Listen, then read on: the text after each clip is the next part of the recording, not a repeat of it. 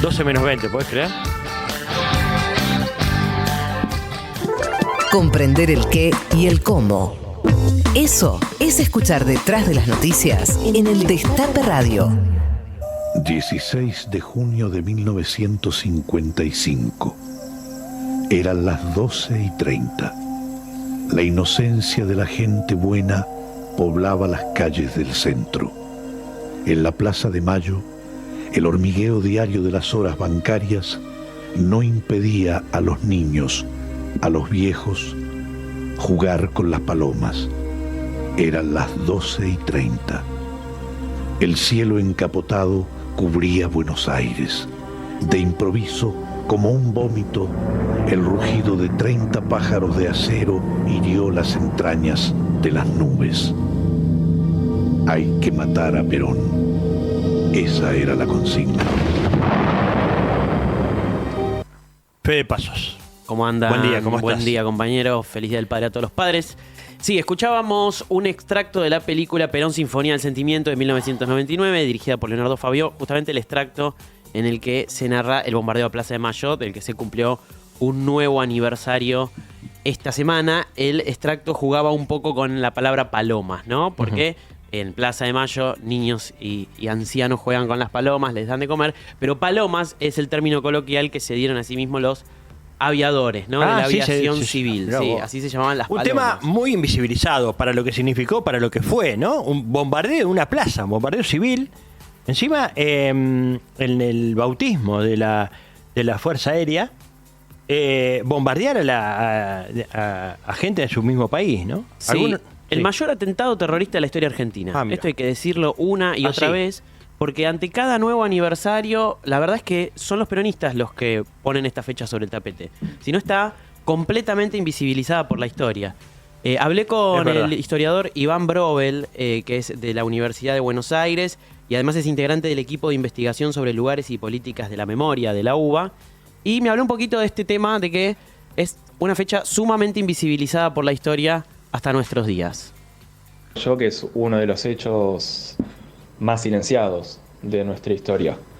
Si uno hace un repaso ya de por sí por las distintas efemérides que fueron teniendo mayor importancia después de aquel momento, o incluso por los manuales escolares, por ahí no tanto por los más nuevos, pero por los que se usaron hasta hace algunos años, es muy común que este hecho no aparezca con la importancia que debería tener, que aparezca apenas mencionado en algunas líneas o en muchos casos directamente salteado. Todos los que estamos en esta mesa cursamos los estudios primarios y secundarios después del bombardeo a Plaza de Mayo del 16 de junio del 55. Sí. Pregunta a la mesa, ¿alguien lo vio en el secundario este tema, el bombardeo? No, vos sabés que ayer estuve en una actividad. El viernes, en una actividad en el Instituto Universitario Madre Plaza de Mayo, de recuerdo como interno, era abierto a la comunidad, pero sobre el tema del bombardeo. Hicieron toda una movida con fotos, todo.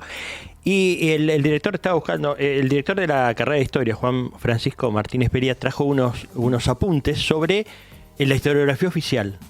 La historiografía oficial habla de la quema de las iglesias, pero no habla del bombardeo previo, claro, ¿no? No lo entendés. Sí. Y yo me acordé en ese momento que leí la historia de Romero, José Luis Romero, o de Alperín Dongui, ¿no? Los grandes de la historia argentina, supuestamente. Romero familia, perdón. No son familia. Me surge. Cuando lo leí, claro, digo, ahí me acordé y lo dije en el evento, que yo en la escuela, y a mí me interesaba la historia, yo leía la historia, no leí los bombardeos, no me contaron los bombardeos, es increíble, me contaron que los peronistas negros, sucios y malos habían quemado iglesias, pero me habían contado que antes de eso habían bombardeado con imágenes de la cruz, porque era Cristo Vence, habían bombardeado una plaza donde había gente, había pibes que iban, no sé, una cosa delirante. Iban a un festival de aviación, como dijo Fede. 300, por eso se alrededor de 300 muertos y 1000 heridos, no hay números oficiales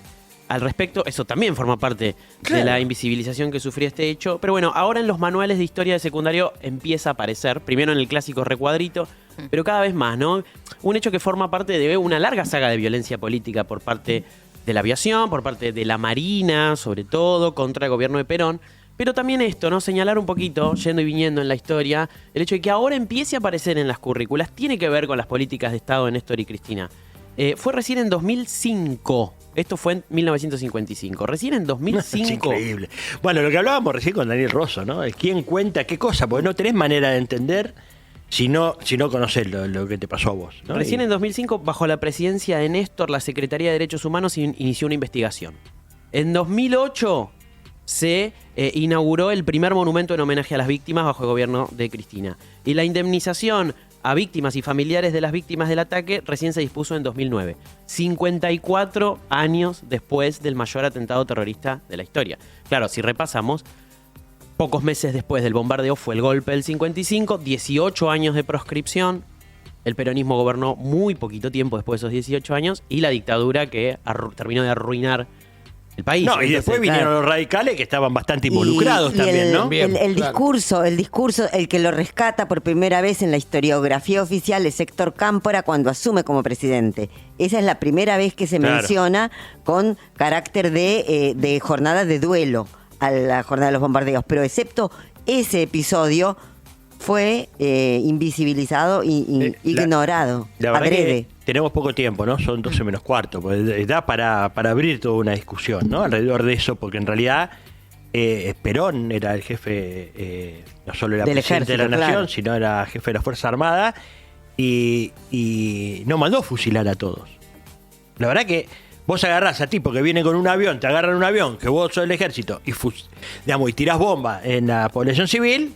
¿Vos qué tenés que hacer? Agarrar a los tipos, hacer un consejo marcial y fusilarlo, listo. O sea, y acá no pasó nada de eso, porque Perón era muy cuidadoso con eso. Sabía lo que venía, sabía lo que podía venir después, el baño de sangre en el que hubiera estado la población.